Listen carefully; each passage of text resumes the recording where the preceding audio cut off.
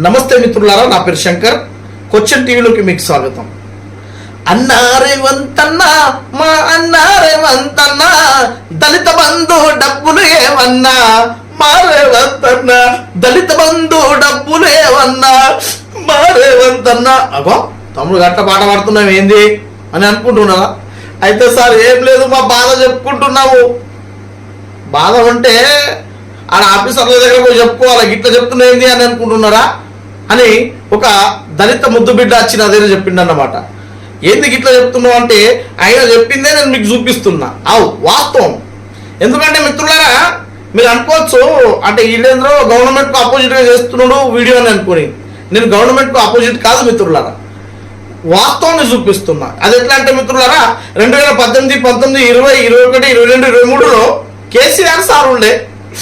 KCR sir ఉన్నప్పుడు దాదాపు ఇప్పటి వరకు 1,00,000 కోట్ల రూపాయలు దళితులకు స్పెషల్ డెవలప్మెంట్ ఫండ్ కింద ఇచ్చిళ్ళు మిత్రులారా. ఇస్తే 1,00,000 కోట్ల నుంచి ఒక దాదాపు నాకు తెలిసి మిత్రులారా ఒక 20,000 కోట్లు మాత్రమే ఈ ఏదైతే దళితులకు 2-3 ఎకరాల భూమి అన్నారో దానికి ఇచ్చి ఉండొచ్చు. మిగిలిన డబ్బంతా అడ్డిపోయింది. మిగిలిన డబ్బంతా ఎవరి ఖాతాలో పోయింది, ఏ శాఖకి పోయింది, ఎవరు ఏమేమి చేసిండ్రు అందరూ మనం తెలుసుకోవాలి కదా మిత్రులారా.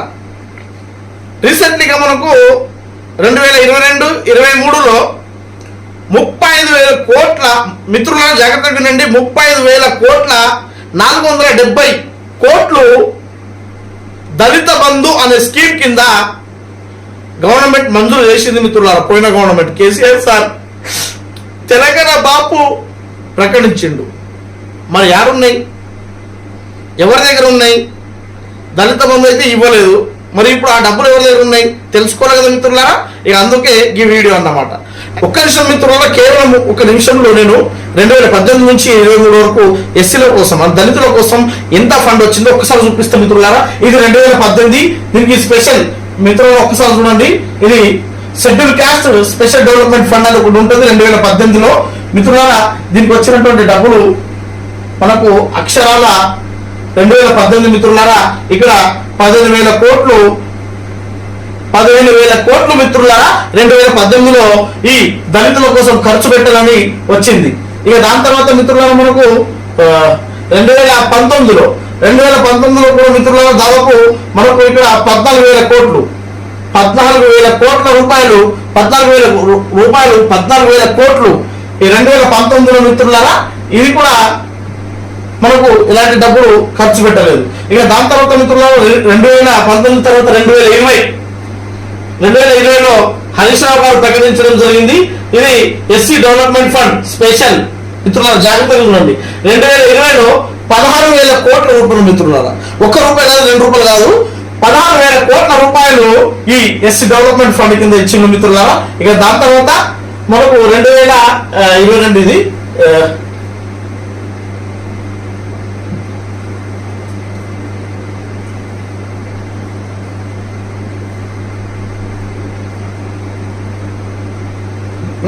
మిత్రులారా. దాని తర్వాత ఇది 2021లో మిత్రులారా. 2021లో మిత్రులారా మనకు స్పెషల్ డెవలప్మెంట్ ఫండ్ కింద దళిత ఎంపవర్మెంట్ కోసము 1,000 కోట్లు మిత్రులారా, 1,000 కోట్లు చూడండి ఒక్కసారి. దాని తర్వాత మిత్రులారా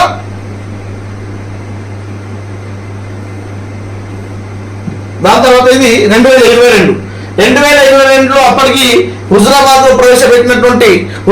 ప్రవేశపెట్టినటువంటి దళిత బంధు ఏదో స్కీమ్ ఉందో దానికోసం 17,770 కోట్లు, ఒక్క రూపాయి కాదు, 2 రూపాయలు కాదు, 17,770 కోట్లు ఇది దళిత బంధు అనే పథకం కింద 2022లో మిత్రులారా. దాని తర్వాత 2023లో 17,700 కోట్లను మళ్ళా దళిత బంధు కింద ఇచ్చారు మిత్రులారా. 17,700 కోట్లను దళిత బంధు పథకానికి ఈ అంటే దళిత బంధు కింద వాళ్ళకి ఇచ్చేయాలన్న ఉద్దేశంతో 17,000 కోట్లు ఇచ్చింది మిత్రులారా. దాని తర్వాత ఇప్పుడు మిత్రులారా 2023లో ఇది అంటే రేవంత్ రెడ్డి గవర్నమెంట్ ఏర్పడకన్నా ముందు మిత్రులారా వాళ్ళు ఇచ్చింది మొత్తము 83,185 కోట్ల రూపాయలు 2018 నుంచి 2023 వరకు దళితుల కోసం ఖర్చు పెట్టాలని ఇచ్చింది. అక్షరాల 83,185 కోట్లు. మరి ఎటు పోయినాయి? ఏం చేస్తున్నాయి ఈ గవర్నమెంట్లు ఈ డబ్బులను? దళితులకు చాలా ఇస్తారు, బాగా మస్తు ఉంటాయి, వాళ్ళకు అన్ని మస్తు ఫండ్స్ ఉంటాయి, వాళ్ళకు గవర్నమెంట్ మొత్తం తీసుకుపోయి దళితులకు ఇచ్చేస్తుంది అంటారు కదా. మరి ఎక్కడ ఉన్నాయి? 2022-2023లో దాదాపు 35,000 కోట్లు దళిత బంధు కింద వచ్చినాయి. 35,000 కోట్ల నుంచి చిల్లి గవ్వ కూడా అట్లా ఒక రూపాయి బిల్లు కూడా దళితులకు ఇవ్వలేదు ఈ గవర్నమెంట్. అలా ఆ హుజురాబాద్ కు సంబంధించినటువంటి ఏదైతే పైలట్ ప్రోగ్రామ్ ఉండనో దళిత బంధు అనేది తెలంగాణ రాష్ట్రంలో ఉన్నటువంటి అందరికీ అవి ఇవి కలుపుకొని ఈ 16,000 కోట్లలో వాళ్ళు మొత్తం రాష్ట్రంలో ఉన్నటువంటి అందరికీ ఒక్కో నియోజకవర్గానికి 100 చొప్పున ఇచ్చిళ్ళు. అదేవిధంగా దళిత బస్తీ కింద వచ్చినటువంటి భూములకు కూడా దీంట్లో నుంచే ఇచ్చిండు. కానీ మిగిలిపోయిన 2022లో 17,000 కోట్లు, మళ్ళా 2023లో వచ్చినటువంటి 17,000 కోట్లు ఎటుపోయినాయి అంటే కేసీఆర్కి అడగాల. మళ్ళా మనం కేసీఆర్కి అడగాల. దాంట్లో రేవంత్ రెడ్డి సార్ పాత్ర ఏమి ఉండదు. దాన్ని ఏం చేస్తున్నారంటే మిత్రులారా, ఈ దళితుల యొక్క పేర్లు చెప్పి వీళ్ళ పేరు మీద ఈ ఫండ్స్ ను రిలీజ్ చేసి వేరే శాఖలకు మరలిస్తున్నారు. వీళ్ళు దళితులు కదా, ఎట్లయినా మాట్లాడరు, మనం చెప్తే సపోర్ట్ దాకా ఓట్లు వేసేస్తారు అనేది వాళ్ళకు ఒక భ్రమ అన్నమాట. అట్లా అనుకొని ఈ విధంగా మనకు ఇచ్చినటువంటి బడ్జెట్ మనకు అన్యాయం చేసి ఆ డబ్బులను వేరే శాఖలకు మరలిస్తున్నాడు. 2023లో ఎలక్షన్ కంటే ముందు ప్రతి నియోజకవర్గానికి దాదాపు 1,100 ఈ దళిత బంధువు ప్రకటించడం జరిగింది. ఆ 1,100 మందికి లబ్ధిదారులకు ఎంచుకొని ప్రతి ఒక్కరి యొక్క అకౌంట్లలో 3 లక్షల రూపాయలు వేయడం కూడా జరిగింది కేసీఆర్. ఆ 3 లక్షలు వేసినట్టు ఆధారం ఏంటని అంటే నేను చూపిస్తా. ఆ ఆధారం కూడా మన దగ్గర ఉన్నది మిత్రులారా. అలాగే ఎస్సీ కార్పొరేషన్ ఈడీ గారు ఈ విధంగా కలిసి ఒక్కొక్కరికి 3 లక్షల చొప్పున రావడం జరిగింది. కాకపోతే అది కొద్ది రోజుల ముందు ఎలక్షన్ బిఫోర్ ముందు వచ్చేది, ఎలక్షన్ కోడ్ వచ్చేట్లు ఆగిపోయింది. విన్నారు కదా మిత్రులారా. అంటే కేసీఆర్ సార్ కూడా ఎట్లా అంటే ప్లాన్ వేసిండు, సావరాదు బతకరాదు. అంటే ఆ వ్యక్తి ముందర ఉన్నటువంటి వ్యక్తి చనిపోవద్దు, బతకద్దు, కట్టె ఇరగద్దు, పాము సావద్దు అనే విధంగా కేసీఆర్ కూడా ఏం చేసిందంటే ప్రతి నియోజకవర్గంలో ఉన్నటువంటి 1,100 మందికి ఎన్నుకొని మేము దళితులకు ఇస్తున్నాం అనే గొప్పతనం చెప్పుకోవడానికి ఈ 3 లక్షల రూపాయలు వేయడం జరిగింది. 1,00,000 కోట్లు మీరు 5 సంవత్సరంలో 1,00,000 కోట్ల రూపాయలను దళితుల పేరు మీద దాదాపు 83,000 రూపాయలు మిత్రులారా, 83,000 కోట్ల రూపాయలు ఈ 5 సంవత్సరాలలో మీరు దళితుల కోసం ప్రకటిస్తే దాంట్లో నుంచి కేవలం మీరు ఖర్చు పెట్టింది 1,000 కోట్లు మాత్రమే. ఏదైతే దళితులకు 3 ఎకరాల భూమి అన్నారో దానికోసము, అదేవిధంగా ఈ దళిత బంధువుకు 100 ఇచ్చిన కదా మరి యూనిట్లు, దానికి మొత్తం 1,000 కోట్లు. మిగిలిన 70,000 కోట్లు ఎక్కడ పోయినాయి మిత్రుల? 2018లోనే ఆల్రెడీ ఎస్సీ కార్పొరేషన్ కింద ఫోటో స్టూడియో కోసము 2 లక్షల రూపాయలు నేను అప్లై చేసుకోవడం జరిగింది దళిత ఆడ ఎస్సీ కార్పొరేషన్లో. 2018, 19, 21లో అప్లై చేసుకుంటే ఇప్పటి వరకు 2020, 21, 22, 23, 24 వచ్చా. ఇప్పటి వరకు మీరు ఈ 2 లక్షల రూపాయలను మీరు ఇంకా ఇవ్వలేకపోతున్నారు. అంటే మరి ఆ 70,000 కోట్లు అడ్డుపోయినాయి మిత్రులారా. సరే, అది మనము ఒక 3 సంవత్సరాల కింద వదిలేస్తే మీరు 35,000 కోట్ల రూపాయలు వచ్చినప్పుడు 2 సంవత్సరాల్లో ఎందుకు ఇవ్వలేదు దళిత బంధు? కేవలము 2022 మాత్రమే ఆ 100 యూనిట్లు ఇచ్చిళ్ళు, మిగిలిన డబ్బులు ఎందుకు ఇవ్వలేదు? సరే, మళ్ళీ ఎలక్షన్ టైంలో మీరు గెలవాలన్న ఉద్దేశంతో మళ్ళీ ఇవ్వడానికి ప్రయత్నం చేసిళ్ళు. దళితుల పేర్లు చెప్పుకొని మీరు మోసం చేస్తున్నారు. అంతేకాదు మిత్రులారా, సరే ఈ 17,000 కోట్లు వచ్చినాయి కదా 2023లో, 17,000 కోట్లు దళిత బంధు కింద మీరు ఈ ఎలక్షన్ టైంలో అంటే 2 రోజుల ముందు ఎలక్షన్ కోడ్ పడుతుంది అన్నప్పుడు ఇస్తాను అనుకున్నారు. ఆ ఎలక్షన్ కోడ్ అప్పుడు 1,100 మంది లబ్ధిదారులకు ఎన్నుకున్నారు. ఎన్నుకొని వాళ్ళ అకౌంట్లలో దాదాపు మీరు మీరు చేసిన పాపానికి పుణ్యం కూడగొట్టుకోవాలి కాబట్టి ఇక ఎలక్షన్ కంటే ముందర ఇచ్చేద్దామని 3 లక్షలు మీరు ఆల్రెడీ లబ్ధిదారుల అకౌంట్లో వేసేసిండ్రు. అప్పటి వరకు అన్యాయం జరుగుతూనే వచ్చింది దళితులకు, కనీసం అప్పుడున్న న్యాయం జరుగుతుందేమో అనుకున్నారు దళితులు. అప్పుడు మీరు 3 లక్షల రూపాయలు అకౌంట్లో వేసేసిండ్రు. కానీ దరిద్రం ఏమంటే మళ్ళా మీరు ఓడిపోయిండు. రేవంత్ రెడ్డి సార్ వచ్చింది. రేవంత్ రెడ్డి సార్ వచ్చిన తర్వాత అక్షరాల ఈ తెలంగాణ రాష్ట్రంలో ఉన్నటువంటి దాదాపు 1100 మంది లబ్ధిదారులు ప్రతి నియోజకవర్గం నుంచి 118 నియోజకవర్గాల్లో ఉన్నటువంటి అమౌంట్ అక్షరాల 3030 కోట్లను మీరు ఫ్రీజ్ చెప్పించారు.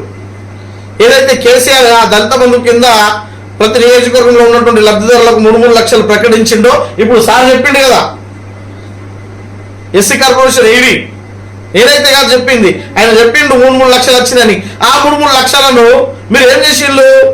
రేవంత్ రెడ్డి గారు వచ్చి దాన్ని ఫ్రిడ్జ్ చెప్పించిండ్రు.